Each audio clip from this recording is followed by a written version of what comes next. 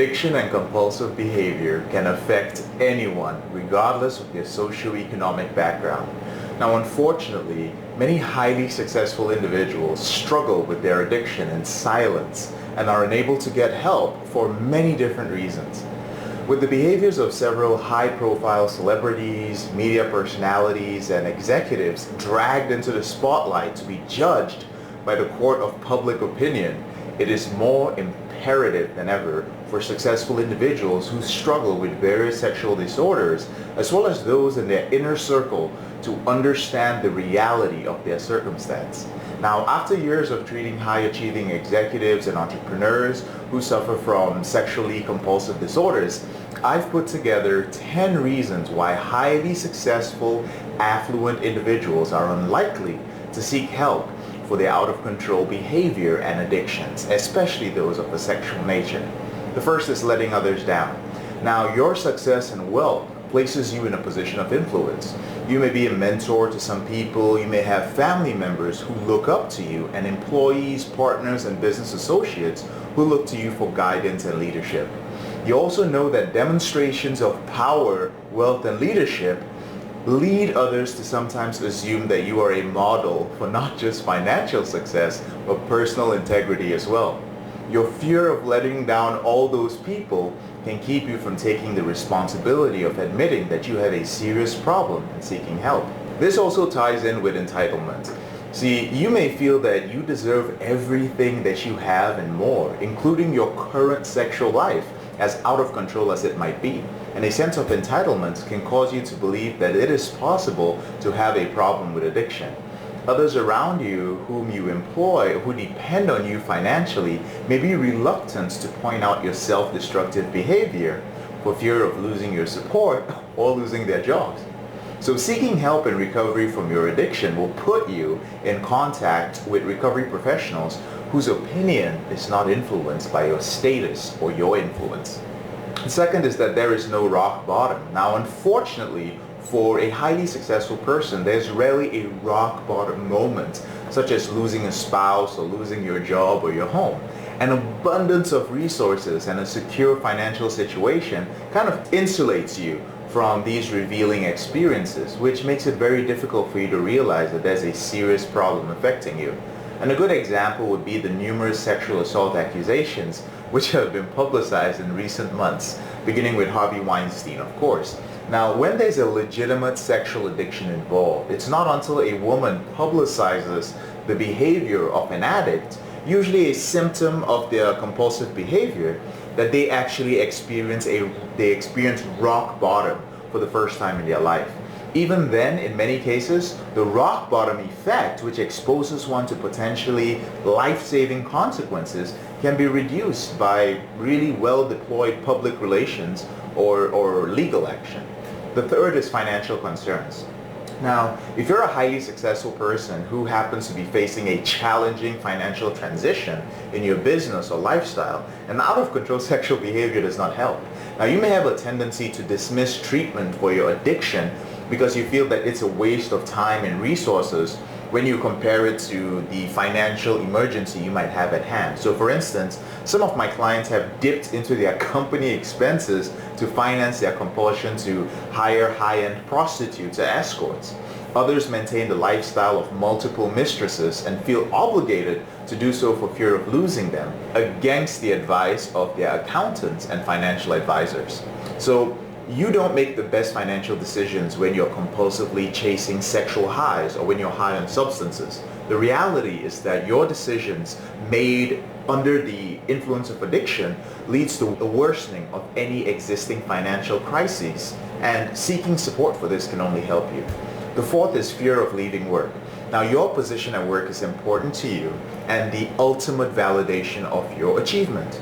To maintain this position and identity, you may have the belief that you cannot take breaks or any vacations. And if you do, you might jeopardize the success of your company or your position, which you've achieved through incredible amounts of hard work. Now, when you struggle with a sexually compulsive disorder, your performance at work is adversely affected. And this is inevitable And the fear of losing your career or your business can slowly build up. You may even have started mixing drugs with your work and with sex to enhance both the experience and to keep you working longer, more focused hours. You feel that you can balance both work and your out-of-control sexual life by using drugs.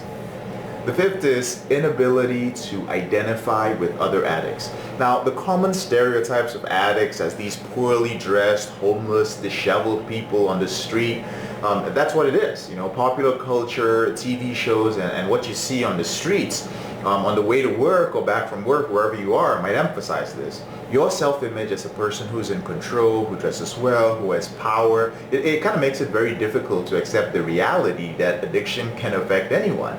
Sex and porn addiction is no different than a substance addiction. You're still addicted to chemicals, albeit the chemical cocktail that is released in your brain when you expose yourself to pornographic material or chase a sexual experience compulsively. Now, addiction can affect anyone, regardless of net worth, social status, or how high functioning you believe you are. The sixth is your risk to your reputation. Now, no successful, wealthy professional wants to risk their addiction affecting their reputation in any way. If there's even the slightest risk that there will be a legal record of this behavior, that fear is going to cause you to conceal your behavior even more. I understand. However, it is precisely for this reason that you should seek professional help with your addictive behavior, because the longer you wait to seek help, the higher the chances of legal repercussions and damage to your reputation. You want to pay attention to this. The seventh is it's hidden by other disorders. Now, sometimes a sexual addiction is hidden by addiction to other substances, such as painkillers, opioids, or antidepressants.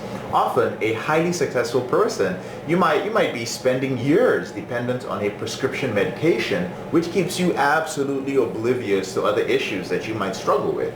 Now, a past history of trauma could also be obscured not just by the abuse of prescription medication and opioids, but by false beliefs, such as the belief that one has a high sex drive, even though your sexual behavior may be causing adverse effects to your relationships, your career, your health, and your finances. The next is divorce and children. Now, it's no secret that the divorce rate among highly successful CEOs, business owners, executives, and other affluent individuals is high. That's what it is. Admitting to sex addiction can not only be a one-way ticket to divorce, but can put a successful person at a serious disadvantage when it comes to custody of your children or even in divorce proceedings. And this fear only serves to make you conceal your behavior even more, much to your detriment. In the meantime, you try your best to maintain the illusion of a perfect family. That's not helping either, but that's the reason why you're not seeking help. The ninth is rationalizing behavior. Now, high confidence can cause you to rationalize your behavior to extremes, like all this bullshit.